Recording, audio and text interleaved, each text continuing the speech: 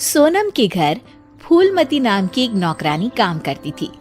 उसके नैन नक्श बहुत सुंदर थे, बस रंग से वो काली थी।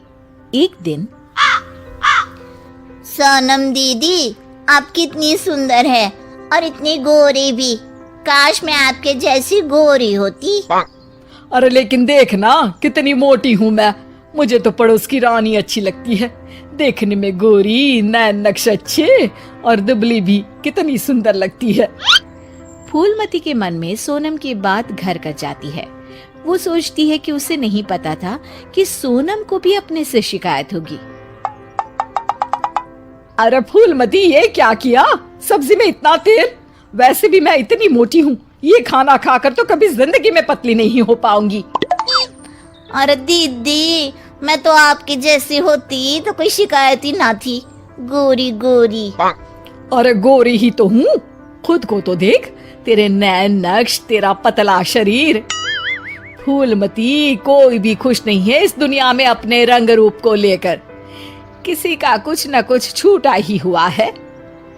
हाँ दीदी, लेकिन काली तो काली ही होती है ना। अरे शायद तू नहीं समझेगी। काश मैं भी रानी की तरह होती। अच्छा चल, आज रानी खाने पर आ रही है तो कुछ अच्छा बना लेना। तभी वहां रानी आ जाती है। रानी दुबली पतली गोरे रंग की महिला होती है। दोनों सहेलियां बैठकर गप्पे मार रही होती है कि वहां फूलमती खाना लेकर आती है। अरे रानी दीदी, आप कितनी सुंदर है। काश मैं आप ही की तरह होती तो कितना अच्छा होता। शुक्रिया फूलमती, लेकिन तुम्हारे नैन नक्श तो बड़े ही तीखे हैं। हाँ दीदी, लेकिन हूँ तो काली ही ना। वैसे तो मैं भी वो सामने वाली वंदना को देखकर सोचती हूँ कि काश मैं उसके जैसी होती। हैं दीदी, आप भी अपने से खुश नहीं? ना ना, मैं तो बहुत खुश हूँ। बस जरा लंबाई, काश मेरी लंबाई वंदना जैसी होती तो कमाल हो जाता। फूलमती उन लोगों को खाना देकर वहां से चली जाती है। वो सोचने लगती है, अरे ये क्या, मैं तो सोच रही थी कि सोनम दीदी सबसे सुंदर है, लेकिन लगता है सोनम दीदी कुछ नहीं। अब तो मुझे वंदना से मिलना पड़ेगा। देखो तो सही कि वो क्या चीज है। एक दिन मौका देखकर फूलमती वंदना के घर जाती है और उसके दरवाजे की बेल बजाती है। हाँ बोलो, क्या काम है? मैं ना एक काम वाली हूँ और घरों में काम करती हूँ। क्या आपको किसी नौकरानी की जरूरत है? हाँ हाँ, जरूरत तो है, लेकिन सिर्फ झाड़ू के लिए। वो क्या है कि पोछा मैं खुद लगाती हूँ, जिससे मेरी फिगर मेंटेन रहती है।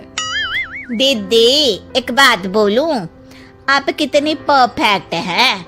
मतलब आप में तो कोई कमी ही नहीं है। सुंदर शरीर, लंबी हाइट, गोरा रंग। काश ना दीदी मैं आपके जैसी होती। शुक्रिया, लेकिन मैं भी परफेक्ट नहीं हूँ। ओह, ये क्या दीदी, आप क्या बोल रही हैं? ऊपर वाले ने तो आप में कोई कमी रखी ही नहीं है। अरे तू उस दीपिका को जानती हो ना? कैसी बात कर रही हो दीदी? वो कहानी हर घर की हीरोइन ना? हाँ हाँ वही। उसकी त्वचा देखी है, कैसी दमकती चमकती, और कमर तो कितनी पतली है। हाय। पर दीदी, वो तो हीरोइन है, हीरोइन। वो तो पैदा ही ऐसी हुई होगी। हाँ वही तो, उसको तो भगवान ही ऐसा बनाया होगा, सुंदर, चमकता और दमकता। फूलमती सोचने लगती है, अरे ये क्या, आकांक्षाओं का कोई अंत ही नहीं है। कोई खुश नहीं है खुद से। हर किसी को किसी और जैसा दिखने की चाह है। अब तो किसी ना किसी तरह दीपिका से मिलने जाना होगा, लेकिन कैसे? फूलमती एक दिन दीपिका के घर जाती है, जहां उसका बॉडीगार्ड दरवाजा खोलता है। कौन हो तुम और यहाँ क्यों आई हो? मैं ना मैडम से मिलने आई हूँ, कोई बात करनी थी। अरे चलो चलो यहाँ से, ये कोई धर्मशाला नहीं है जो बात करने के लिए आ गई मैडम से। तभी वहां दीपिका आ जाती है। अरे भैया आने दो, फैन होगी मेरी। फूलमती दीपिका के पीछे पीछे उसके घर के अंदर चली जाती है। मैडम, आप तो इतनी सुंदर हो जैसे कि कोई गुड़िया। हाय हाय, त्वचा तो ऐसी जैसे कि मोम। मैडम, काश मैं आपकी जैसी होती। अरे मैं काफी परेशान हूँ अपने रंग रूप को लेकर। एक ही जिंदगी और उसमें भी भगवान ने मुझे ऐसा बना दिया। दीपिका को फूलमती की बात परेशान कर देती है।